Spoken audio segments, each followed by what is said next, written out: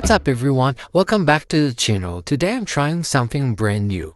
For the first time ever, I'm doing a monthly movie rating.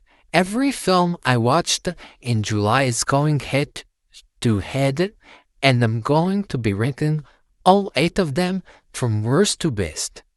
Now, I'll just say it up front. July was rough, like seriously one of the worst months for movies I've sat through in a long time. It felt like a non-stop stream of letdowns, sequels no one asked for, and some truly painful viewing experiences. That said, there were a couple of gems that reminded me why I love doing this in the first place. So even if most of the month was a dumpster fire, it wasn't a total loss. If you guys enjoyed this kind of content, this monthly form, let me know in the comments below. Hit that like button, and if enough people are into it, I'll absolutely keep it going for August, September, and beyond. I watch a lot of movies, so it'd be fun to make this a series. Alright, let's get into it. Here's every movie I watched in July, ranked from number 8 to number 1. Coming in at dead last is War of the Worlds 2025. And wow, I don't even know where to start. This movie was just painful. I'm not being dramatic when I say it's one of the worst movies I've ever seen in my life. The acting, wooden. The dialogue, laughably bad. The plot, I think there was one. Exactly took the name War of the Worlds, slapped it on a completely unrelated sci-fi mess and hoped no one would notice. The effects are somehow both overused and underwhelming, and by the end I was checking my watch every 5 minutes, praying for it to end. Total disaster. At number 7 is The Home. I didn't expect much going in, and I still walked out thinking, what the heck did I just watch? It's supposed to be this creepy psychological thriller, but instead it's just abysmal. It drags, it's repetitive, and it never actually builds to anything. You keep waiting for something to happen, a scare, a twist, anything, and it just never does. It's like watching paint dry in the dark. You can tell they were going to say something deeper, but the execution was so poor, I stopped caring halfway through. Now this one actually hurt to see through. Happy Gilmore 2 ends at number 6, and I don't say this lightly. This movie was awful. I love the original, it's iconic, but this sequel, this was just a sad, tired cash grab. The humor is outdated, most of the jokes fall flat, and the energy that made the first one special is completely missing. It's like the script was written by AI trying to guess what people liked about the first one without actually understanding it. It's not even fun bad, it's just bad. Coming in at number 5 is I Know What You Did Last Summer. Honestly, this one just kind of came and went. Not offensively terrible, but also not good. The cast is fine, the direction is okay, but there's just no spark to it. The scares are predictable, the tension just isn't there, and it ends up feeling more like a lazy retread than a revisitation of the franchise.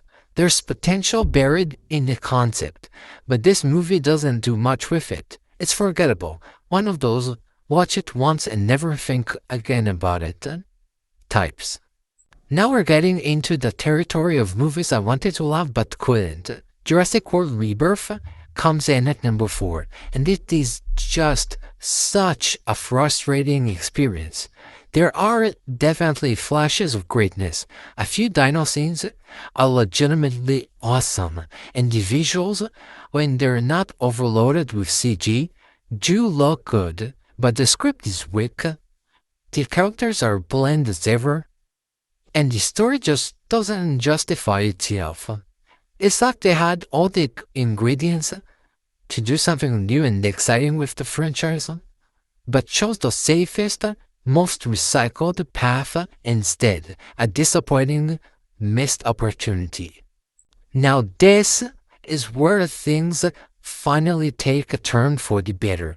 Together takes the number 3 spot, and it is easily one of the best horror films of the year. The story is original, the atmosphere is suffocating, and the concept, without spoiling anything, is disturbingly brilliant.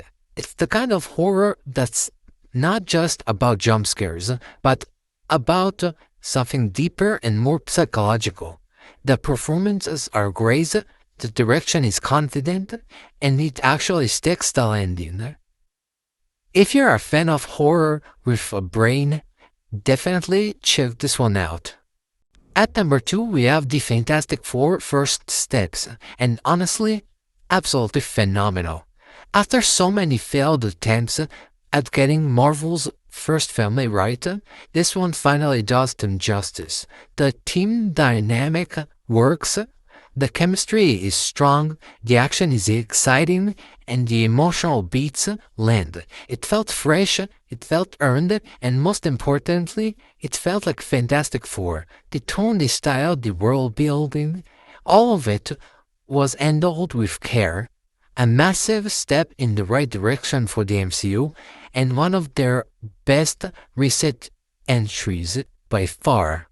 And finally, coming in at number 1, no surprise here, Superman. This movie was pure magic. From the moment it started, I was hooked. It captures everything I love about Superman: the heart, the hope, the power, and the humanity.